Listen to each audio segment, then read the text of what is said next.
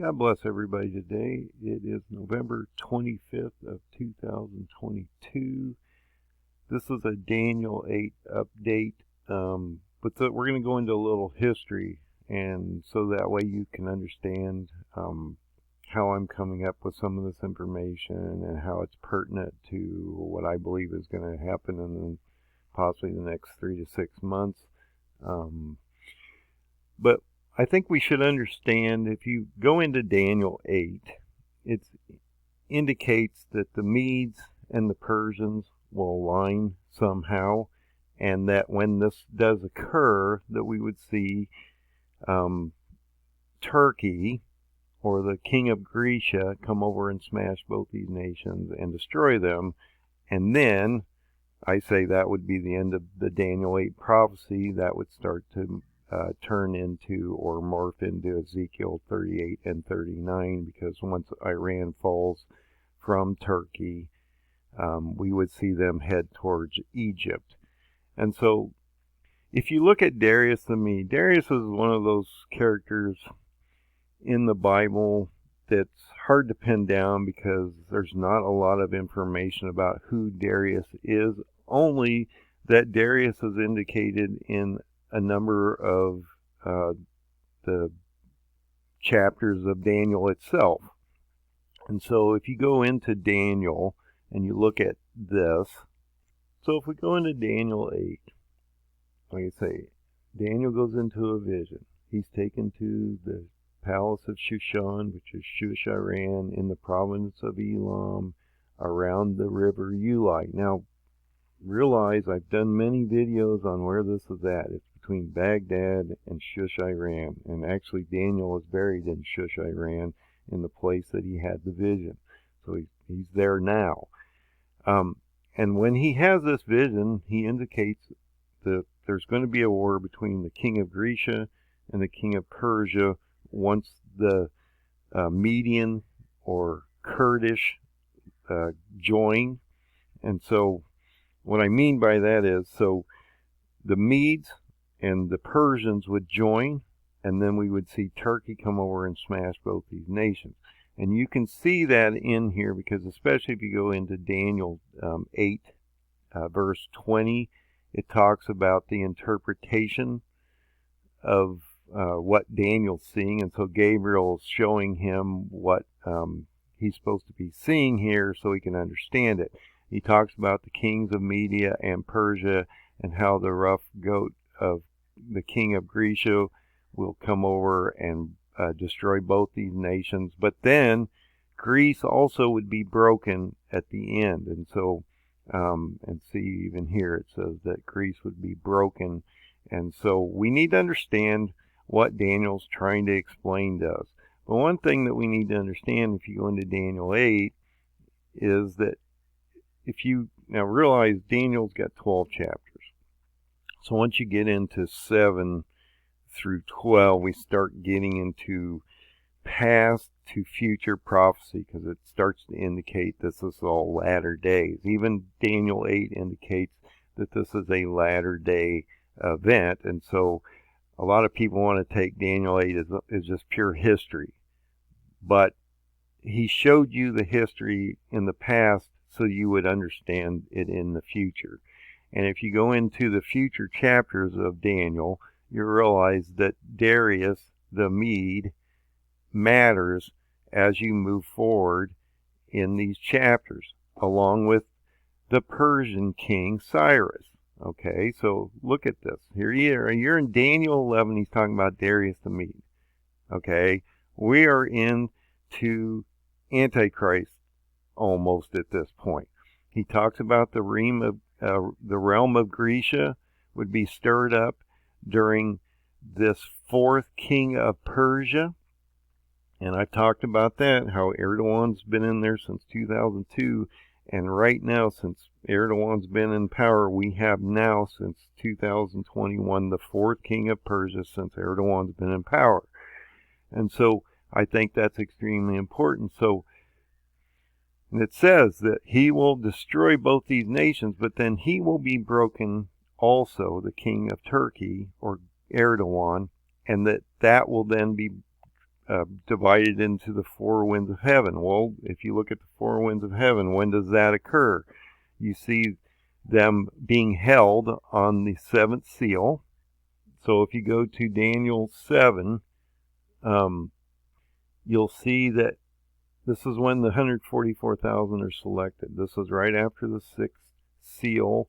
We're having the seventh seal occurring here, which happens in 8:1, but we have this break between 6 and 8 because at the end of 6, it's the sixth seal. When you go to the beginning of 8, chapter 8 in Revelation, it's the seventh seal. So he's giving you this window of optic to see what's going on here. And what happens, you have the sixth seal break, the wrath of the Lamb goes off, you have a global earthquake, you have a half an hour of silence, and then the seventh seal breaks, and then you have this gap of chapter 7, which is the selection of the 144,000. Now realize that the four winds are being held here, but if you go to the sixth trumpet, you'll realize that they're being released at that moment. I just want to show you when they're being held and when they're being released so you can attach that to Daniel. So if you come into Revelation 9 and you go down to the sixth seal, you'll realize that when he sounds the sixth seal, he releases the four winds. Okay? The four angels are released for the preparation of the 1260 days that Antichrist will be down here for the 3.5 years. And so when you look at this, he's telling you that he releases the four winds here. Why? Because Antichrist is getting ready to come down. Why is he holding them back during the seventh seal? Because he's doing his selection of 144,000. He's getting his first line warriors ready for the trumpet phase. Remember, the first four trumpet destroys a third of the planet. The fifth trumpet, which we're right here, opens the bottomless pit. Okay? And so you see those scorpions come out. You see the bottomless pit open. Right here. Fifth angel sounds, bottomless pit opens. Then you get down in here, and the sixth angel sounds, and we also see the four winds released, and Antichrist rises. Because, why? He's being thrown out of heaven on the fifth trumpet from heaven. He gains the key to the bottomless pit, and then he brings forth Antichrist from the abyss. And so this is extremely important, but I don't want to get off topic. I just want you to understand where those four winds are coming in at. So when we look at Darius the Mede, we need to understand where Darius falls in line with Cyrus and sort of how these two kingdoms came together and how that affected us in the past and how that's going to affect us in the near future, possibly within the next few months, based on my paradigm. So Cyaxares, and I'm probably destroying these names because I'm not taught in the system. So this is just me. I'm trying to explain this to you. I've tried to understand how to explain these names well. But anyway, so you have Cyaxares and you have Astyages, and then you have mundane. Okay, so Astyages here is where Darius the Mede would come into play. And like I say, I always try to give you the information where I find it. These are great charts. I'm not going to reproduce charts to stuff that's out there, multiply produced out there. It's stupid to reinvent the wheel when somebody's already done it. And you can go back, verify their information, and present it to you. I'm not going to keep redoing this, or I'd never have time to actually explain any of this to you. So I'm going to take you to another site because I think he then breaks down this chart a little better. So as you can see, when we get into Astyages, we get into Cyaxares II. Okay, a lot of people believe that Darius the Mede is Cyaxares II, which would then have had a line to Cyrus between mundane and Cambyses the first, which would then Cyrus. And so Darius and Cyrus worked together during this time when Daniel was on the ground. And so I just want you to realize Darius is one of those figures that it's really hard to understand where he falls in line or where he actually is. But when you go into Daniel 9, 11, and all these different chapters, you get into the latter day end prophecy. Darius the Mede matters, and so we need to understand at least who Darius the Mede possibly might be. And I want to show you a little bit of this guy's video because I think it's going to play out in the past how it's going to play out in the future. And so I thought this video was extremely interesting because it showed some really cool detail on how this actually might play out in the future. But I want to show you something real quick. So I'm going to take you to the live Kurdish map real quick. It's a Syrian live map just so you can see Turkey is hammering the Kurds right now. Okay. And this has just basically started up in the last week or so. And so we need to understand what's going on here. I'm sorry about the ads. I don't have an ad blocker. But realize when you pull this out and you move into this position here, that this is going, I've been talking about this for a long time now. This is going to collapse down into here. Okay, and when you get down to Baghdad and Shush, Iran, which is here, so this will all collapse down and will end up around Elam, Providence, around the Uli River, around Shush, Iran, which is right here. Okay, now watch the video that I've got set up here because I think it's important that this shows you possibly how this is going to take place. And it's extremely important that you understand how this is going to take place because I think it's going to play out as similar in the future here. So you're going to realize that the Mede, and look at this, the Babylonian, Turkey now has Syria. He has occupation rights, remember? Just got this in the last weekend. He's going to force the Medes down to the Persians, and then they're going to align. They're going to align because they don't want to war against each other. And this is what's playing out in Iran right now. Iran is pressuring the Medes. Turkey is pressuring the Medes. The Medes are being bombarded on this northern border, and they're being forced down towards Shush, Iran, as Daniel 8's telling us.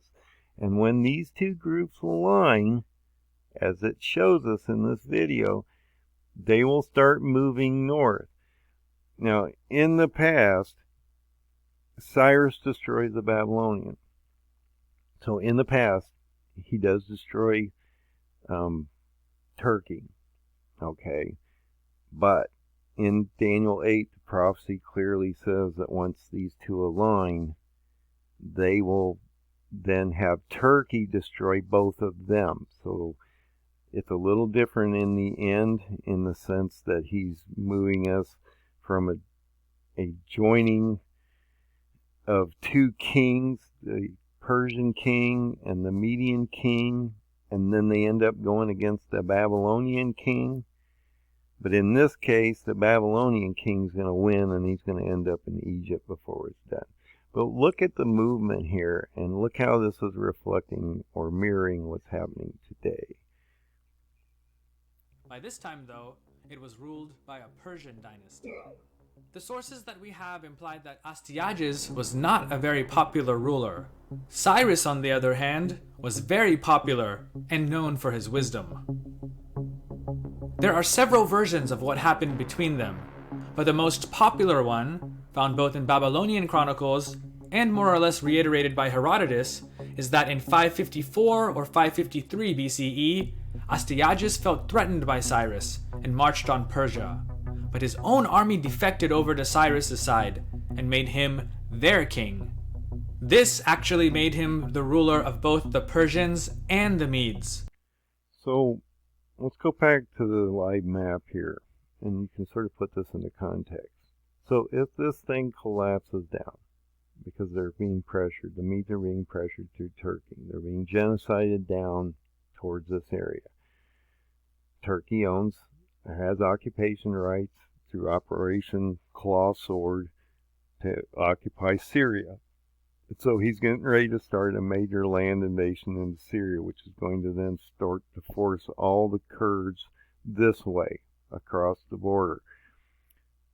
They're going to then start to move across. As this collapses, all these Kurds are going to start moving across the border into Iran, because this whole western border is Kurdistan groups of people. But it's also going to collapse down as the herbal and these governmental areas of the regional sections of the Kurdish nation start to collapse down. They're going to end up being, as it showed in the video, they're going to come down and they're going to end up going against Iran, and then there's going to be this potential, where they desert the Kurdish army and they go to Iran, and this is going to then force these groups to come together somehow as they did in the past. So I just think it gives us a little insight on how this could happen, and how these two groups actually align, which is one of the questions I've had for a while, on how these two groups, as Iran's targeting the Kurds and Turkey's also targeting the Kurds, that would apply pressure between both these nations. The Kurds would have to do something. The only thing that makes sense is because they can't go west, that they're pretty much going to be forced down here, and they're going to have to confront Iran, and Iran's going to have to capitulate as their government's being basically attacked on the streets at this very moment. And we have all these massive protests, and this isn't getting any better. It's going on like 70 days now. So this was pretty unusual for Iran to have these kind of protests for this long period of time. And this was not improving. If you look at the ground, it's actually getting worse. And so you're going to see a massive ground invasion fairly soon, within probably the next few days or week or so, from Turkey into Syria, force the Kurds out, push them down, and then they're going to align with Iran as a mutual agreement, because the Kurds are going to defect to the other side based on Daniel 8 and how the Medes and the Persians interacted in the past. And so I just think it's important that we sort of see how this could play out. Will it play out in the past, or will it play out in the future as it did in the past? I'm guessing that God doesn't change his ways, and that we will see a similar type of movement of the Kurds down towards this area, and then we were going to see a lot of pressure put on Iran to have the Medes and the Iranians join. But when that happens, that's really going to frustrate Erdogan up here, and he's going to drive across here, attack these groups of nations through drones, air. He could actually attack them from the sea up here, because he has Azerbaijan, and so Tehran is being exposed here, and the Medes are going to fall down into this area, and we're going to start to see this collapse into this area, and these two groups are going to join. So if you look at Daniel 10, verse 4 and verse 13, it indicates about a 21-day war where Turkey's going to come down, go against the Assyrian or Iran. They hold them back for 21 days, but then in Daniel 10, 13, it indicates that Michael will be sent against the nation of Iran. God actually unleashes the Archangel Michael. He goes against them, and that is crushed. And if you go into Daniel 8, it talks about how Iran and the Kurds are destroyed like a whirlwind quickly. There's no real confrontation. They really don't stand a chance against Turkey. And since Turkey is the second largest army in NATO, they have the ability to do a shock and awe event against Iran and the Kurds. So God bless everybody. Have a great day. Start to put your oil in your lamp. Realize that God is in control here. As this is going to play out as God has told us it's going to, and that if we actually unlock the past, we can see what's coming in the future. God bless. Have a great day.